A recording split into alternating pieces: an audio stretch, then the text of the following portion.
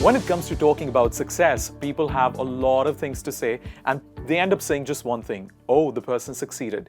And when it comes to talking about failures, people say, oh, the person failed. This is what today's lesson is about. Ladies and gentlemen, my name is Hridhaan, and if you want to learn phrases, styles of communication, and vocabulary that is related to talking about successes and failures, please stay tuned with me on this lesson. The first one that we have in the list is all the rage. What does all the rage mean? It means when something gains a sudden popularity, when something or someone gains a sudden popularity, that means immediately something happened and that person or that thing became really, really popular in a very short span of time. For example, the first example is of the 80s. Having the vintage car was all the rage in the 80s. So in the 80s, it was very interesting, and it was quite astounding for people to kind of see anybody owning a vintage car, and that had become all the rage. And this is how we use it in such example. Next one is the fidget spinner. Now this is very interesting. The fidget spinner became all the rage about 5 years ago. Do you remember that time not so long ago, and I think not even 5 years ago, just 1 or 2 years ago, when everybody had a fidget spinner, and everywhere all the children and all the adults as well in the world would spend their free time fidgeting the spinner. And that is how we use that in this example. Something that becomes really popular in a short span of time, that becomes all the rage. The next one is an even break. What is an even break? It is related to a fair chance of something. Let's see, a fair opportunity. What kind of opportunity? A fair opportunity. That means an honest opportunity, something that is deserved opportunity. For example, he has worked very hard and deserves this even break. There's a person who has done a lot of hard work, and after that hard work, the person has gotten an opportunity to do something, and that is called the even break. The next one is this entrance test provides the candidates with an even break. That means this entrance test provides candidates with the opportunity of participating fairly and confidently in the exam that there is. The next one is at a loss. Do you think it is related to failure, or do you think it is related to success? Let's find out. It means confused. When a person is confused somewhere in the middle of success and failure, do you use this phrase, which means, which actually is said in a way that is at a loss. For example, I was completely at a loss of words when my favorite team lost a winning match. But it's important for you to identify and also tell the person that you're talking to, what were you at a loss of? For example, in this sentence, the person was at a loss of words. The next one is crest of a wave. What is crest of a wave?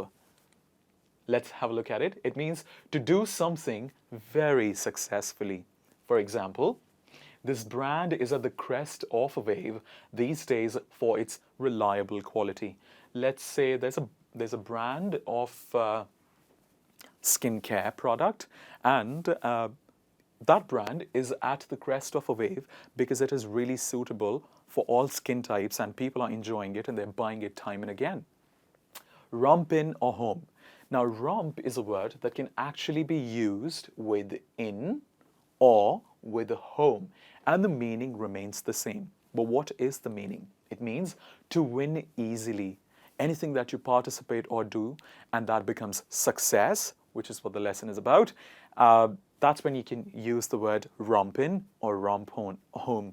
For example, it's very easy to romp in when you play with kids. It's very easy to win easily when you play with kids. Let me challenge you to play with an expert. Whoa! So it's time for you to play with an expert and talk in English with an expert, not with the kids, because now you're growing, learning faster. The next one is sail through. I'm sure you must have seen or heard this before, and it means to pass through something smoothly. It's been a smooth ride. And the examples are You'll be able to sail through your time at the university. It'll not be difficult. You'll be able to pass your time smoothly at the university.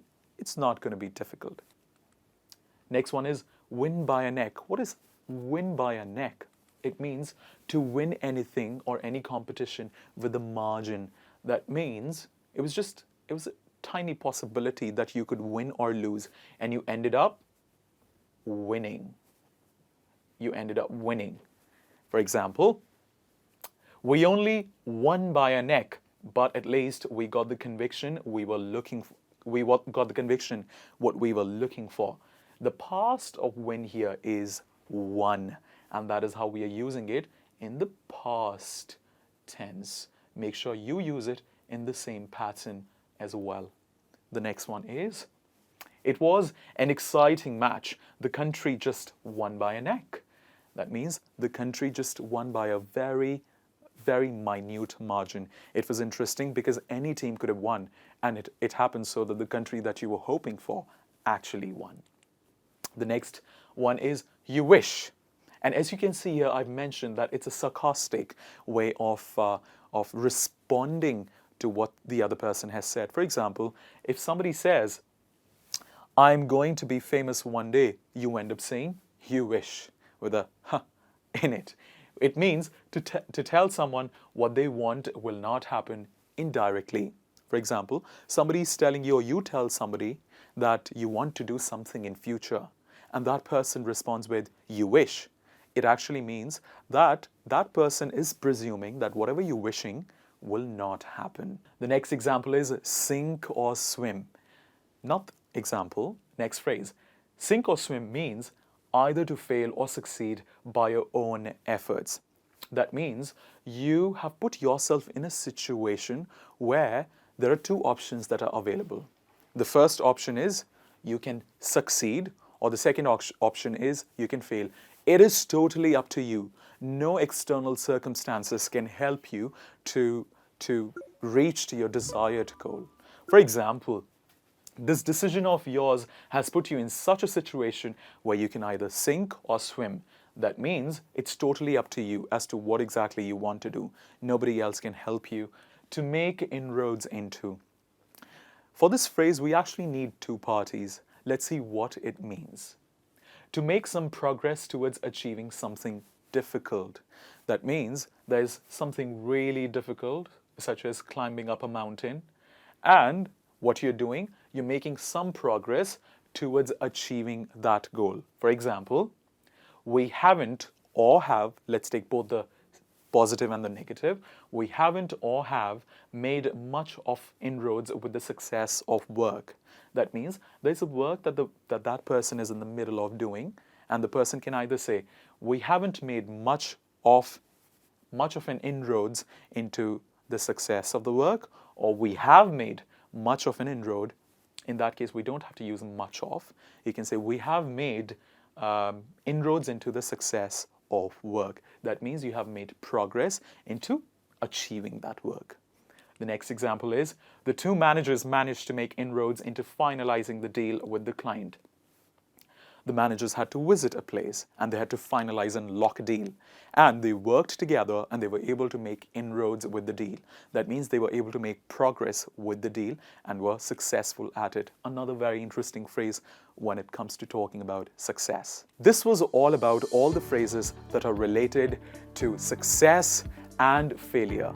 I hope you found this lesson interesting and will make use of these phrases. Also, do let me know in the comments section below which phrases, top 3 phrases, were your favorite and why, and how you can use them in your daily lives. Thank you very much again and have a great day ahead.